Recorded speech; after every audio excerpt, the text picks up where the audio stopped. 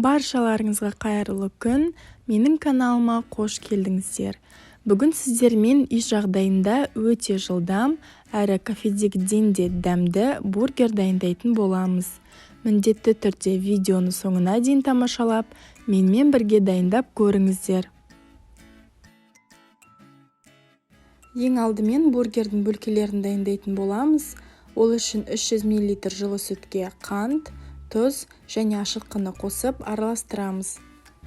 Кейін ерітілген сары май, жұмыртқаны қосамыз және міндетті түрде електен өткізіп, ұнды қосып, жұмсақ қамыр илейміз.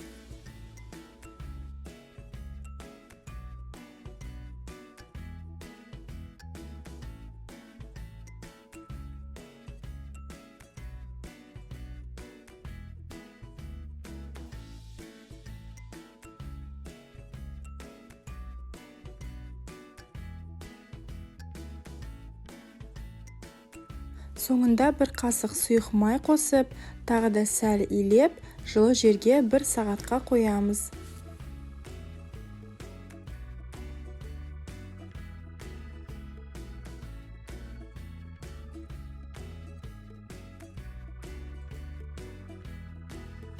Біздің қамыр көтерілді. Енді оны теңдей 9 бөлікке бөліп, домалатып, бөлкелер дайындаймыз.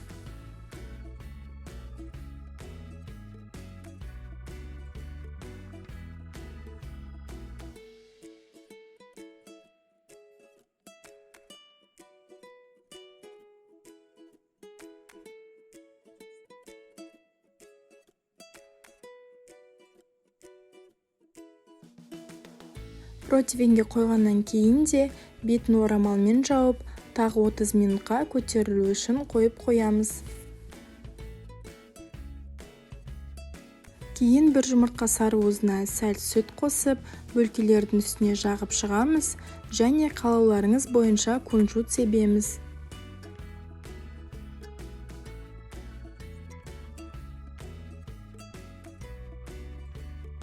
Бөлкелерді 180 градуста қызып тұрған пеште шамамен 25-30 минут пісіреміз. Олар осындай өте әдемі, дәмді әрі жұп-жұмсақ болып піседі. Енді котлетасын дайындаймыз. Фаршқа дәміне қарай тұз, қара бұрыш, паприка және нан үгітіндісін қосамыз. Жақсылап араластырып, осындай жұқа, домалақ котлеттер жасаймыз.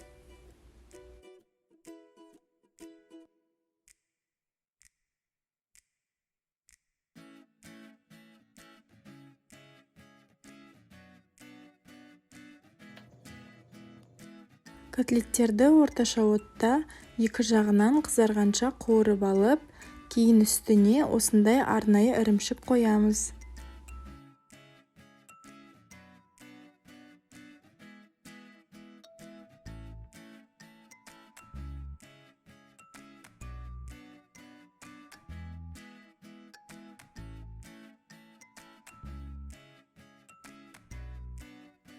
Келесіде біздің дайындаған бөлкелерімізді екіге бөліп, не жаңа котлеттерді қуырған табада, не осындай грильда ортасын сәл қызартып аламыз. Енді біздің бургерлерді жинаймыз. Соусты қалауларыңыз бойынша таңдасаңыздар болады. Мен кетчуп пен майонезді араластырып, тұздалған қиярды кішкентай текшелерге турап қостым. Ең бірінші бөлкеге салат жапырақтарын қоямыз, кейін соусты жағамыз, одан кейін котлета мен ірімшік, одан кейін тұздалған қияр, тағы соус, кейін қызанақ және тағы салат жапырақтарын қоямыз. Үстіңгі бөлкеге де сәл соус жағып, осындай шпажкамен барлығын біріктіреміз.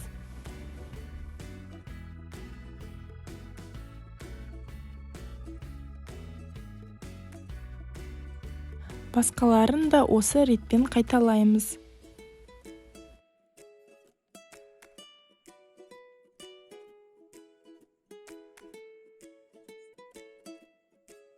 Біздің бургерлер дайын болды. Олар өте дәмді әрі өте тойымды болып шығады. Шынымен де түрлі фастфудта жеп жүрген бургерлеріңізден асып кетпесе кем түспейтіні сөзсіз. Сіздерге міндетті түрде уақыттарыңызды бөліп, осылай үй жағдайында дайындап көруге кеңес беремін. Әлі алда каналымда қызықты өте көп рецепттер болады, сондықтан менің видеом ұнаған болса, каналыма тіркеліп, лүпіл басып, комментарий қалдыруды ұмытпаңыздар. Сіздермен болған Төлеуқұл Айзат, баршаңызға сәттілік.